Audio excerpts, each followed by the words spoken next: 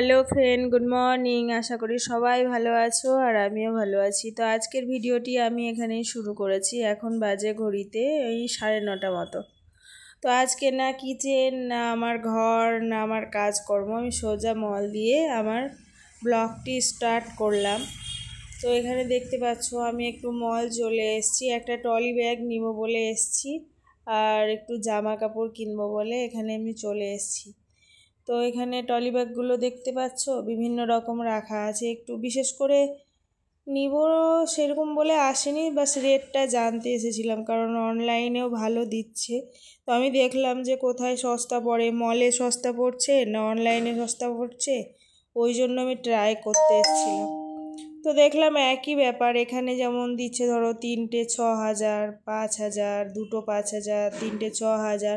তো একই ব্যাপার হচ্ছে না, একটা 2,000 করে পড়ছে।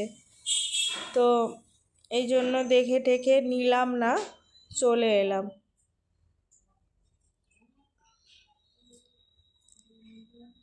আর আমার কড়াইগুলো সব কালো হয়ে গেছে, তো ভাবলাম একটা কড়া নিব। তো এখানে কড়াগুলো কিনতে গেলাম, তো কড়াগুলো হালকা হালকা, ওই জন্য আমি নিলাম না। এগুলো দেখছো, এগুলো দীপাবলির জন্য নতুন এসছে। তো আমি মল থেকে বাড়ি ফিরে চলে এসেছি, এসে রান্নার কাজে লেগে পড়েছি। তো আজকে আমি পুঁই শাকের চচ্চড়ি করব বলে আমি ওই মশলাটা করে নিচ্ছি। মশলাটা এটা হচ্ছে সর্ষে আর 2টো কাঁচা লঙ্কা একসঙ্গে আমি ভালো করে বেটে নিব।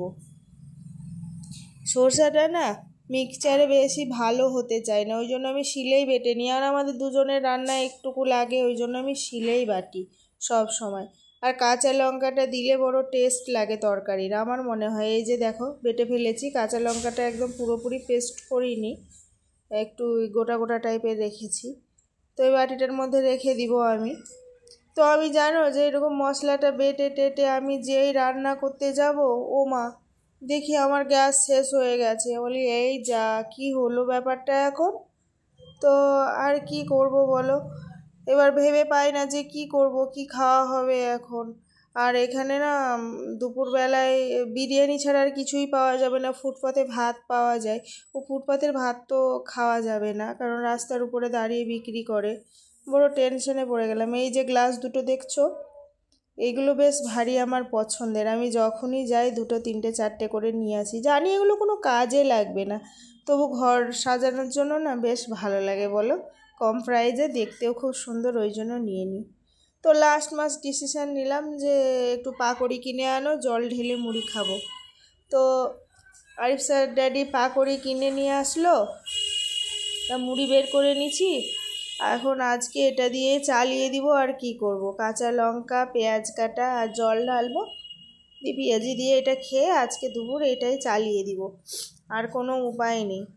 তো এটা খেয়ে দিয়ে সোজা মেয়েকে স্কুলে আছে, মেয়েকে আবার স্কুলে আনতে চলে গেলাম।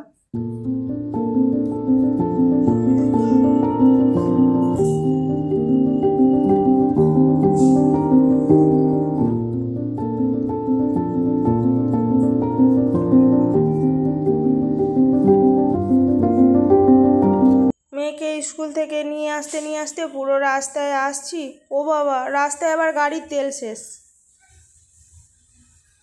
আজ আমাদের সঙ্গে জানি না সারা দিন কি হয়েছে বাবু, সত্যি আজকে দিনটা আমাদের খুব খারাপ গেছে। তারপরে আরিফ স্যার ড্যাডি বললো মারি আর হবে না, রাতের বেলায় বিরিয়ানি কিনে এনে খাওয়া হোক, প্রচণ্ড খিদে লাগছে, এটাকে ওটা খেয়ে আর কতক্ষণ থাকা যায় বলো। আর আমরা বাঙালি, আমাদের ভাত চাই।